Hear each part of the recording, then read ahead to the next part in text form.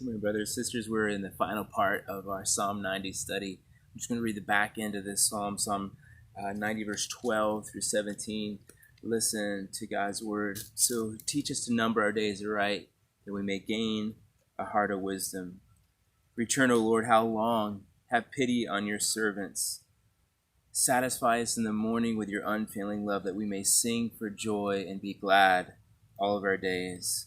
Make us glad for as many days as you have afflicted us, and for as many years as we've seen evil. Let your work be shown to your servants, and your glorious power to their children. Let the favor of the Lord our God be upon us, and establish the work of our hands. Establish the work of our hands.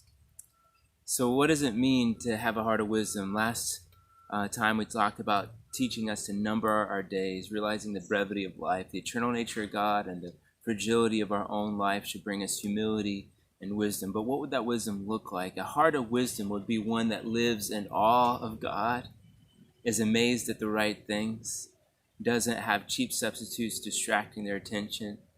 A heart that lives in submission to King Jesus, who realizes that the King of the universe has the authority over our lives. And then someone who also is living in communion with God, who's walking with him, who knows who he is, whose he is, and who is with him, and why he is here. And in verse 13, it becomes clear that Moses is talking during a time of judgment. Have pity on us, return, O Lord. He's pleading for God's mercy.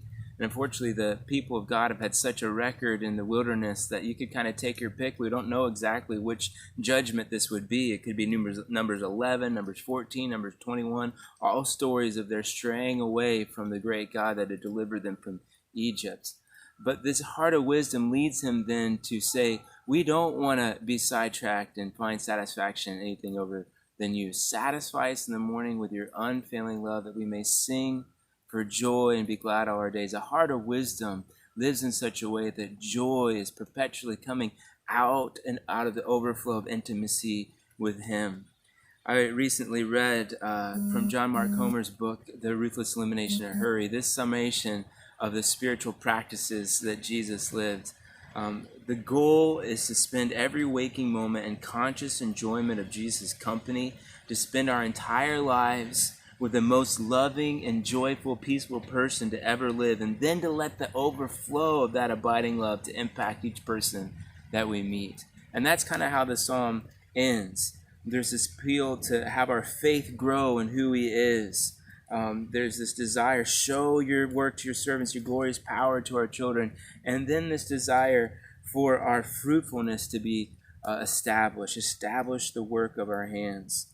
Last time I showed you in the comments a link to Sarah's song that she wrote on Psalm 90. One of my favorite lines in that song that she wrote is, "Nothing that we give to you is ever wasted." When we live in that connection where we're numbering our days and satisfying our hearts in him and him alone, everything that we give him will be established to bear fruit even long after we're gone. Life is brief, but every successive generation can see the goodness of God, and we have a part in continuing that story.